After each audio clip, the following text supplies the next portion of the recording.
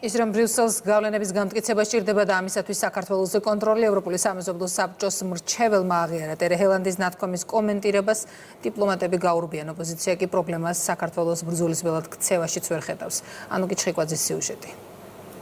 საქართველო მაშინ როდესაც კიდევ უფრო მეტი მხარდაჭერა ჰქონდათ, მაშინ ვერ გახადეთ ბრძოლის ველად. პასუხი ევროპელ ბიუროკრატებს, მათ ვინც საქართველოს როგორც ბრძოლის ველს ისახედავს. უმრავლესობის ლიდერმა კიდევ ერთხელ შეახსენა ყველას, რომ ქვეყანამ ბოლო 3 წლის განმავლობაში ბეწვის ხიდზე გაიარა და საბოლოოდ ისტორიული არჩევანი ეროვნულ ინტერესებზე გააკეთა. საქართველოს ხელისუფლება ახლა ქვეყნის სრული დამოუკიდებლობისა და სუვერენიტეტის ხარისხის გაძლიერებას ემსახურება. ჩვენ სწორად განვსაზღვრეთ მთავარი პრიორიტეტი, რომ ჩვენს შესახებ გადაწყვეტილებები ვერავინ ვერაზროს ვეღარ უნდა მიიღოს ჩვენს გარეშე, ქართველების და ქართული საზოგადოების გარეშე. ყველას დავუპირისპირდით განცხადებებით, საქმით, ვინც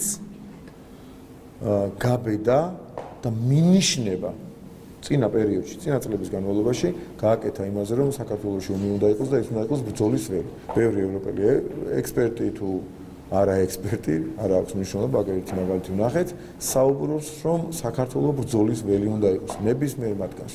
ჩვენ ვეთქვით, რომ ამ ქვეყანამ გამორიცხა თვითლიკვიდაციის გზით დიპსტეიტის მსახურება.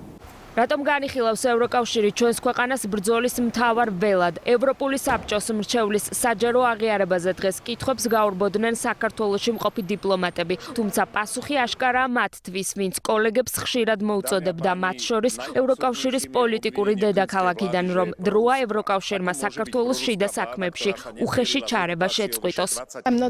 თქვენს კითხვებზე პასუხის გაცემა არ არის ჩემს გეგმებში, ძალიან მეჩქარება. ევროკავშირის და განსაკუთრებით ევროპარლამენტის მიდგომა საქართველოსადმი იმ თავითვე არის სრულიად უსამართლო და ეფუძნება ყალბწინა პირობებს. თუ კი გსურს გქონდეს რაიმე სახის გავლენა საქართველოში, საჭიროა კომუნიკაცია როგორც თანასწორ პარტნიორთან. ყველაფერი უნდა განვიხილოთ პარტნიორული დიალოგის ფარგლებში. თუ კი გსურს საქართველო მივიღოთ ევროკავშირში და მე ამას ვემხრობი, დამჯერა საქართველოს ევროპული მომავლის, მაშინ ჩვენ უნდა გადავტვირთოთ ურთიერთობები. საქართველოს ხელისუფლება მივიღოთ როგორც რეალური პარტნიორი და დიალოგის გზით მოვაგვაროთ დავები. ტერე ჰელანდის პოსტის პათოსის განსხვავებულად წარმოჩენას ცდილობენ ოპოზიციაში. გარე ძალების დაკვეთების შემსრულებლები ევროპელი ბიუროკრატების მსახურებას ვეღარ მალავენ და ამბობენ, რომ ევროკავშირისგან დამოუკიდებელი საქართველოს წარმოდგენაც კი უჭირთ. ბუნებრივია ევროპისთვის და ამერიკის შეერთებული შტატებისთვის ის უნდა იყოს, როგორც არის კიდევაც, მნიშვნელოვანი პოლიტიკური და გეოპოლიტიკური სივრცე, რომელიც რა თქმა უნდა მარტოდ არ უნდა იქნას დატოვებული. ევროკავშირის მზაკვრული ინტერესები უკვე აშკარაა. ფაქტები ცხადყოფს თუ რას ემსახურებოდა ევროპელი ბიუროკრატებისა და მათ დაქვემდებარებაში მყოფი რადიკალების ქმედებები.